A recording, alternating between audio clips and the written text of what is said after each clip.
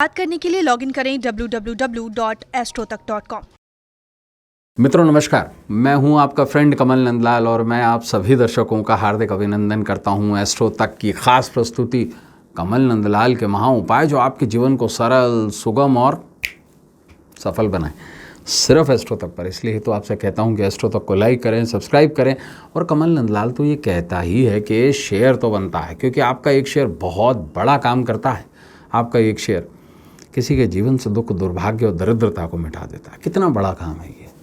आपका एक शेयर आप ही के जीवन में सुख, समृद्धि और सौभाग्य लेकर आता है। कितना बड़ा काम है ये। शेयर जरूर कीजिए। शेयर तो बनता है, कमल नंदलाल यही कहता है। और ख़ास बात कि अगर आप मेरी सेवाएं लेना चाहते हैं, अपनी कुंडली दिखाना चाहते हैं, अपनी कुंडली दिखाकर कुछ प्रश्न पूछना चाहते हैं, अपनी कुंडली का विवेचन करवाना चाहते हैं, अपनी कुंडली में छुपे हुए महायोगों को जानना चाहते हैं, कब मिलेगी सफलता ये जानना चाहते हैं, कब मिटेगा दुर्भाग्य ये जानना चाहते हैं, या वास्तु दिखाना चाहते हैं, या किसी समस्या में फंस गए उसका समाधान चाहते हैं, तो सीधा आ जाइए हमारी वेबसाइट www.astrotak.com पर। सीधा मेरे प्रोफाइल पर आइए, सर्विस सिलेक्ट कीजिए और वहीं से ही मुझे कॉल मिला लीजिए। मुझे आपके कॉल का इंतज़ार रहेगा। तो चलिए अब बढ़ते हैं आगे और कमल नंदलाल के महा उपाय में चर्चा करेंगे। सबसे पहले आज के विशेष विषय पर। मित्रों, आज के स्पेशल एपिसोड में हम आपको बताने जा रहे हैं सावन के गुरु प्रदोष पर शत्रुओं का ऐसे करें सफाया। कैसे होगा शत्रुओं का सफाया? देखिए, बृहस्पतिवार बहुत ही शुभ दिन माना जाता है। और क्या आप ये जानते हैं देवगुरु बृहस्पति किन के भक्त थे? उन्होंने सिद्धियां कहाँ से प्राप्त करी थी? भगवान भोलेनाथ से। देखिए, वो हैं देवताओं के गुरु। और समस्त ब्रह्मांड के गुरु कौन?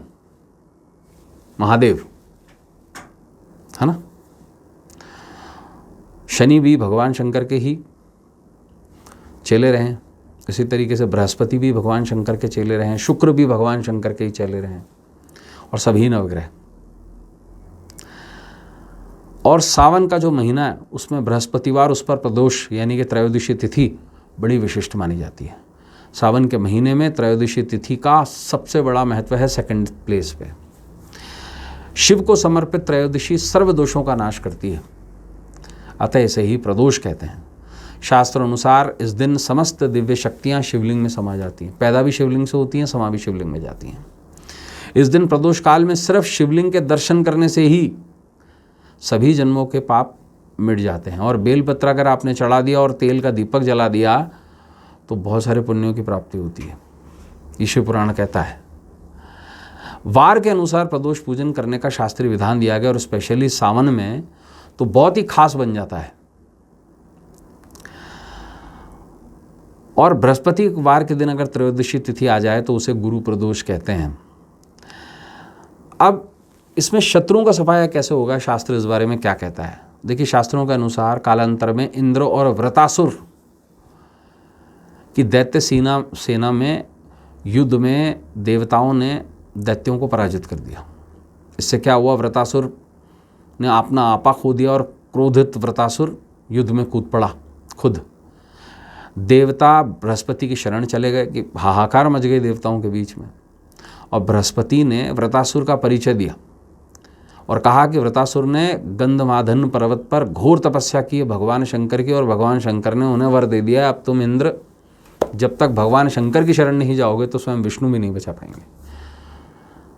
और ये भी बताया बृहस्पति ने कि पूर्व जन्म में वह भी शिव भक्त चित्ररथ नामक राजा था, जिसने कैलाश की यात्रा के समय भगवान शंकर की वामंग पर बैठी पार्वती पर उपहास कर दिया था, जिसे क्रोधित होकर पार्वती ने उसे दैत्य रूप धारण करने का श्राप दे दिया था। और इसी कारण से चित्ररथ त्वष्टा ऋषि के तप से उत्पन्न होकर वृतासुर बना। और बृहस्पति ने इंद्र को कहा कि तुम भी गुरुवार के दिन जो प्रदोष आता है उसका पालन करो और उस समय पर एक अनुष्ठान करो। तो इंद्र ने वैसा किया और अंततः वृतासुर का अंत किया। तो सावन के गुरु प्रदोष के उपायों से शत्रु का अंत होता है सबसे पहले, अगर विशिष्ट रूप से ये उपाय कर लिए जाएं तो। इस दिन विधान के अनुसार क्या किया जाता है? देखिए, केसर युक्त गौघृत का दीपक, यानी कि गाय के घी में केसर मिलाकर दीपक किया जाता है पीतल के दीपक में। चंदन से त्रिपुंड बनाया जाता है, पीले चंदन से। पीले कनेर के ही फूल चढ़ाए जाते हैं और पीले मिष्ठान का ही भोग लगाया जाता है। अब शत्रु को हराने के लिए, शत्रुओं की सफाई के लिए क्या करें? देखिए, 6 बेसन के लड्डू ले लीजिए आप, और 6 ही बेसन के लड्डुओं पर एक एक लौंग, यानी कि 6 लौंग लगा दीजिए, और ये शिवलिंग पर चढ़ाइए। और शिवलिंग पर चढ़ाते हुए एक मंत्र का जाप कीजिए। ये मंत्र है ब्रह्म व्रताव्रतकाराय नमः। ये व्रतासुर को मंथन करने वाला है। ब्रह्म व्रताव्रतकाराय नमः, इस मंत्र का जाप कर लीजिए, और इसके बाद चढ़े हुए जो लड्डू है ये पीपल के नीचे फेंक दीजिए, बृहस्पतिवार के दिन ही। आपको आश्वस्त करता हूँ, हर शत्रु का सफाया होगा। तो मित्रों, आज के लिए बस इतना ही। कल आपसे फिर मुलाकात होगी, तब तक देखते रहें एस्ट्रो तक, और अपने मित्र कमल नंदलाल को इस उम्मीद के साथ इजाज़त दीजिए कि हम सभी का जो भविष्य है, आने वाला जो कल है हमारा, वो सुखम हो, सफल हो और शुभ हो।